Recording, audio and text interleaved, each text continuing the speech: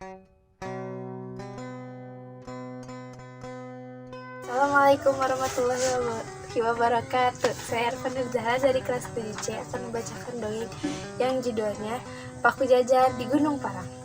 Ieu carita lumangsung kira-kira di zaman rugna Pajajaran. Nyaeta nalika Pajajaran diserang ku Cirebon, Demak, jeung Banten. Harita Sukabumi teu acan katelah Sukabumi. Ieu tempat ayana di tetugan Gunung Gede jeung Gunung Salak nu katelahna papanah awatan Pagadungan. Nu ayana dina pangawasan Pajajaran Tengah wewengkon Bogor. Mangsa Pajajaran digempur ku Cirebon, Demak jeung Banten, daerah Pagadungan oge teu luput diserang. Puseur Kabupaten Pagadungan ieu kira-kira ayana di daerah Gunung Walat, daerah Cibadak. Baheula katelahna Kadatuan atawa Kabupatian Pamingkis. Nu jadi bupati atawa dina mangsa harita nyaeta Ki Rangga Bitung sarta bojona Nyi Raden Puntangmayang. Kadatuan Rangga Bitung diserang jeung diduruk ku musuh nepi ka ludes. Rangga Bitung perlaya nalika perang ngalawan musuh nepi ka pangimeutan. Harita Nyi Raden Puntangmayang keur kakandungan. Pikeun nyalametkeun Nyi Raden Puntangmayang, jaro atawa lurah Kadatuan nu ngaranna Kiloa Kutud jeung istrina Nini Tumpai Ranggeuy ringsang mawa Nyai Raden Puntangmayang ngungsi mimiti ka Gunung Bongkok nu ayana di daerah Cibadak. Di dinya menang katerangan ti Tutug Windu yen Raden Puntangmayang kudu dibawa ka Gunung Sunda nu ayana di daerah Palabuhan Ratu.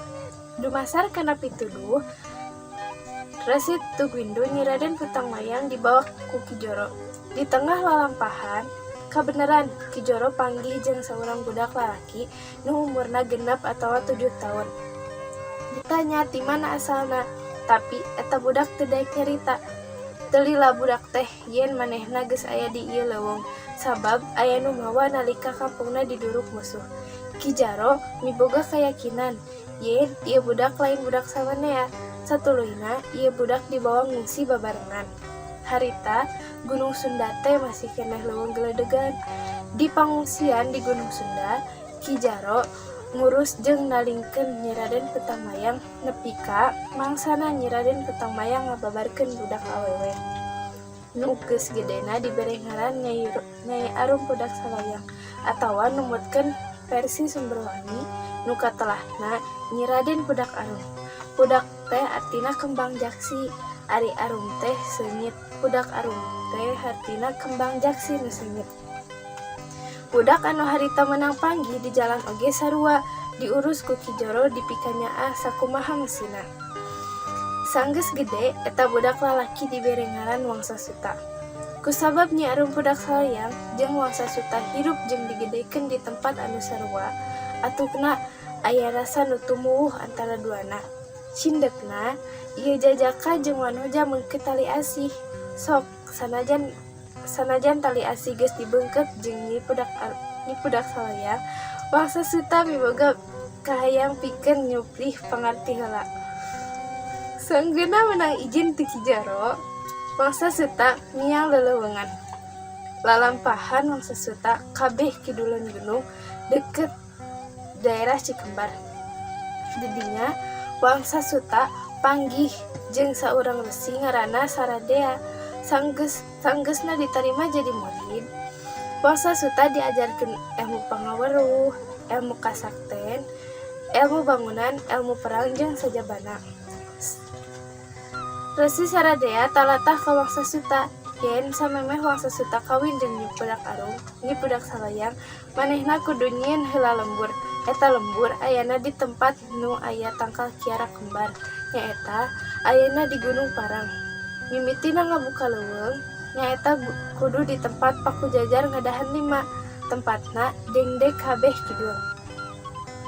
Di Tegal Kole nu daunna wungu jeung rupa kembangna hejo. Sanggeuna eta tempat kapanggih, tuluy Wangsa Suta mukalahan pilembureun atawa ngababakan di tempat Tegal Kole. Teudeun carita ngeunaan Wangsa Suta. Ayeuna urang teh lalampahan Nyi Budak Saloyang. Gelisna Nyi Budak Saloyang kawentar ka mana-mana. Tug nepi ka gegeden nu loba nu mikahayang pikeun jadi pamajikanana. Hiji mangsa datang utusan ti Demak Sukamukni nu mancen gawar ngalamar Nyi Pudak Saloyang pikeun jadi selit. Ki Joro jeung Nyi Pudak Saloyang teu bisa kukumaha. Saeusna lamaran teh geus ditolak ku Nyi Pudak Arum, tapi Nyi Pudak Arum dipaksa. Ngarasa dipaksa, Nyi Pudak Arum teu tarima, atukna gelut jeung eta utusan. Nyi Pudak Arum nyaeta Wanoja anu sakti. Nalika diserang ku eta utusan tadi, eta keris utusan dipelengkung-pelengkungkeun ku leungeunna. Malah mah nepi karek potong sagala. Nepok kitu, eta utusan ngerasa era, tapi atukna Nyi Pudak Arum bisa ditewak oge sarta dibawa ka Demang Sukamukti. Nalika arek malam panganten, dadakan eta Demang tilar dunya. Tug nepi ka Nyi Pudak Arum salamet jeung tetep kajaga parawanana.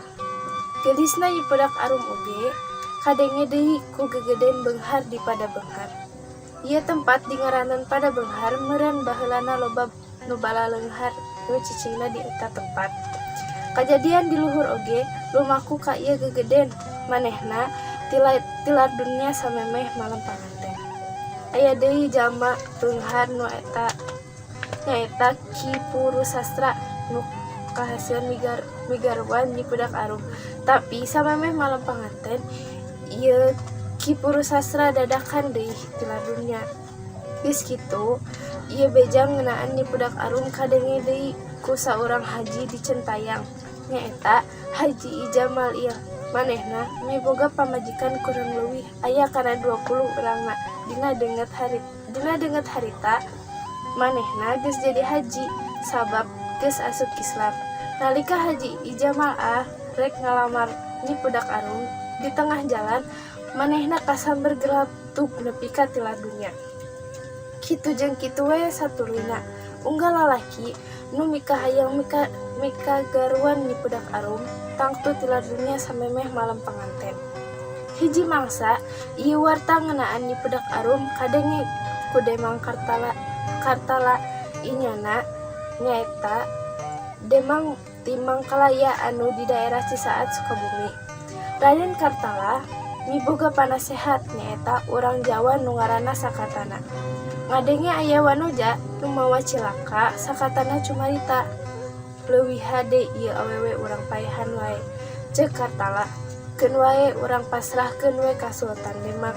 Lamun ku urang dibaktikeun ka Sultan Demak, pasti urang bakal diciduhan. Ceuk Katana. Singkat cerita, Nyi Pudak Arum beunang tug nepi ka leungeunna di Borgod. Maksudna, ieu Nyi Pudak Arum teh arek dipaehan ku cara dipenggal. Teudeun ieu carita, ayeuna urang samper lalampahan Wangsa Suta. Harita, Wangsa Suta keur ngabukbak lahan, pikeun nyieun lembur di Gunung Parang. Dina hiji waktu, nalika Wangsa Suta keur sare, dadakan manehna ngarasa teu geunah hate jeung pikiran. Tuluy manehna kaluar miang lumampah tug nepi ka anjuk ka daerah Cisaat. Kabeneran Nyi Pudak Arum harita teh arek dipenggal beheungna kalayan parentah Demang Makalaya. Nalika bedog rek nepi ka beheungna Nyi Pudak Arum, gancang Wangsa Suta nyalametkeun bari ngaharewas.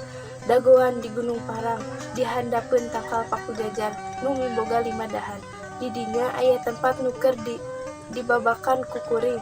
Dagoan di dinya sanggeus Wangsa Suta ngaharewas kitu, manehna ngadu jajaten jeung salah saurang algojo. Nalika keur ngadu jajaten kitu, manehna teu apal yen Nyi Pudak Arum teh ditewak deui ku algojo sejen. Nyi Pudak Arum di Borgod tuluy diasupkeun kana karung. Tuluy luhurna dibeungkeut sangkan teu kabur. Sanggeusna di karungan, eta Nyi Pudak Arum dibawa ka Pulau Putri nu ayana di Teluk Jakarta. Nalika Wangsa Suta ngadu jajaten, inyana miboga sangkan yen Nyi Pudak Arum teh geus nepi ka Gunung Parang. Sanggeuna ngelehkeun eta algojo, geuwat Wangsa Suta ngajugjug ka Gunung Parang. Sanggeuna nepi, geuning Nyi Pudak Arum teu nyampak di ieu tempat. Ningali kitu, kapaksa Wangsa Suta nyauran Resi Saradea nu jadi guruna. Sabenerna Sanggeuna mangsa Suta miang ke Gunung Parang, Resi Saradea pindah ke Gunung Arca nu ayana di deket Pesir Pendio, di kiduleun daerah Cijangkar. Telila sanggeuna disamat, ieu Resi Saradea datang manehna cumarita. Wangsa Suta lain dina zaman ayeuna hidup kudu ngahiji jeung di Pudak Arum, tapi di zaman sejen saupama geus nepi kana ugana, tapi hidup kudu ngadaguan nepi ka ugana datang. Lamun saupama gunung geus pinuh ku imah sarta Tegakole geus jadi kota, dina eta mangsa bakal aya wanoja anu nuntun masyarakat nu keur katalangsara sabari gegedekeun hate. Wanoja nu kanyinirian ku salakina. Tah, eta wanoja titisan di Pudak Arum sarta eta mangsa hidup bisa ngahiji jeung manehna. Dina legenda Sukabumi, Wangsa Suta nu munggaran ngababakan Tegakole tug nepi ka loba jalma nu buara ka ieu tempat. Satuluyna nyarieun imah di ieu tempatan tug nepi ka jadi kotana. Wangsa Suta tetep ngadaguan, sabab kitu pokna ceuk Resi Saradea. Yen ieu tempat bakal dibere ngaran Resep Cicing di Imah atawa Sukabumi. Wassalamualaikum warahmatullahi wabarakatuh.